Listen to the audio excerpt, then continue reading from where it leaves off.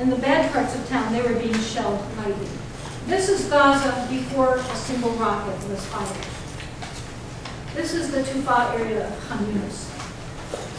I went through entire residential neighborhoods that were bullet-riddled. I'll tell you, this looks good. This looks good compared to what Gaza looks like now. I was there in July. But this was before any rockets, long before.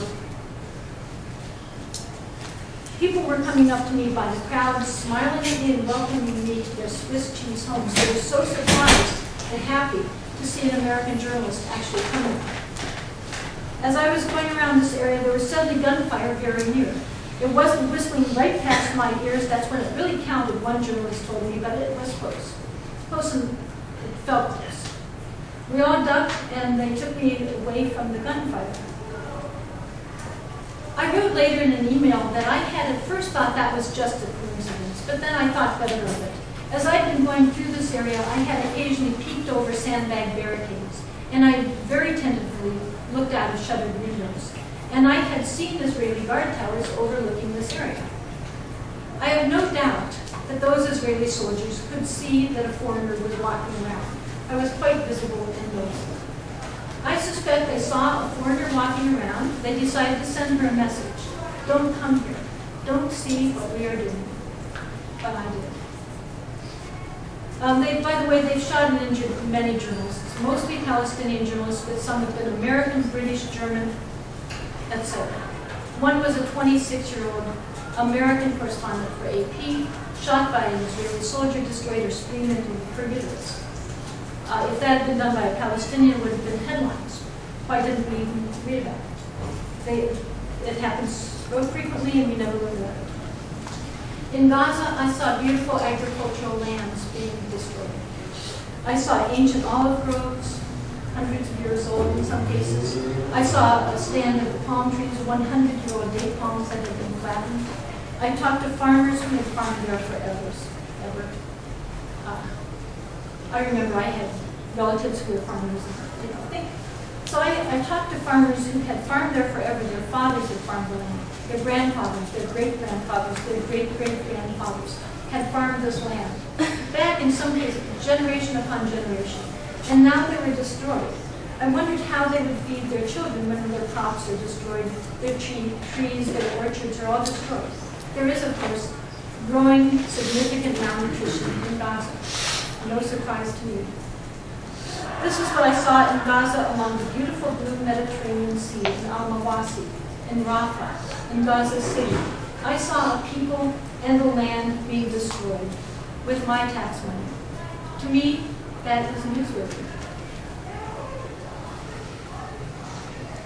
We're used to thinking that third world poverty is something that's so enormous there's little we can do, but that's not what I was seeing. I was seeing poverty created by the use of my money.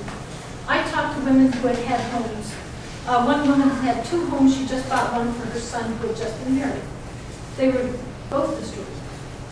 I talked to these women, and in their tin shanties and their tents, the international community gives them tents without floors, so we sat in the dirt.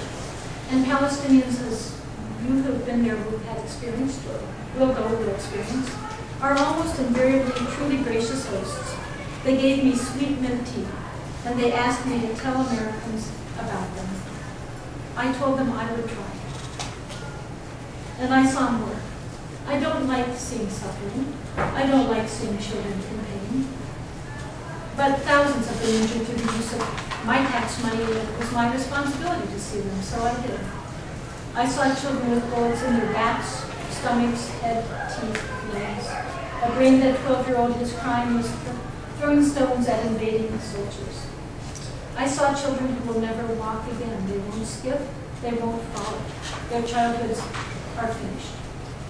I saw parents who were happy to see me. They thought that I could help their poor destroyed boys. I asked the doctor if I could bring medical care, or maybe their son could be flown to the U.S. for medical care here.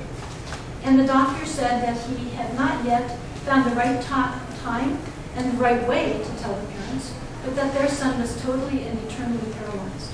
And so I knew something they didn't know, and I wished that I didn't. And now you do too. And that's what I saw in Gaza. And I went to Ramallah where I saw a newspaper office with sandbags against the bullets. Shot at them.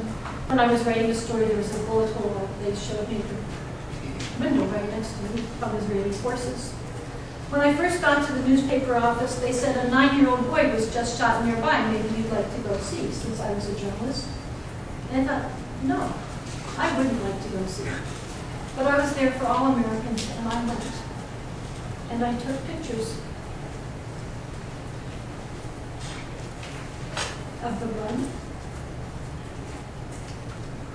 I took pictures of where he had been sitting, watching his father paint the wall.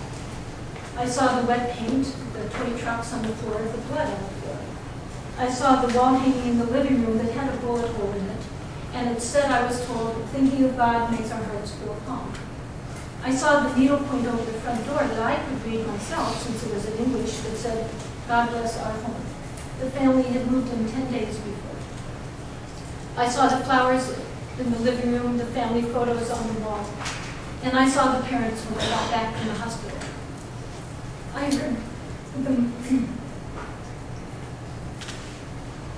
heard the mother and sisters weeping and weeping and weeping. I saw the father walking around shell-shocked. It looked like he was sleepwalking in a bad dream that will never end. I saw the neighbors come in to try to comfort them. I heard a man tell the father when it looked like he was about to break down, your son is a bird in heaven now.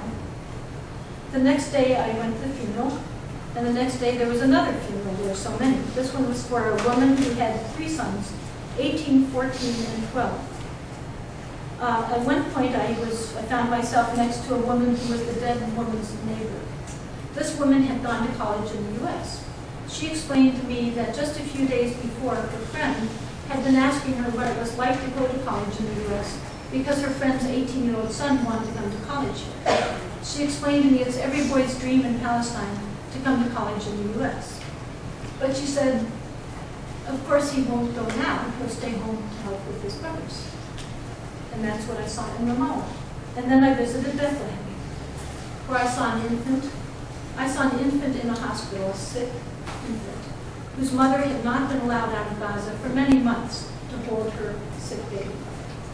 And I saw homes that had been destroyed there and pictures of children who had been in those homes, foolish children, and had been killed. And I remembered walking through Rafah in southern Gaza and seeing the destroyed homes there. And sitting with a family whose son had owned a second-hand shoe store, and he was killed with his key in the lock.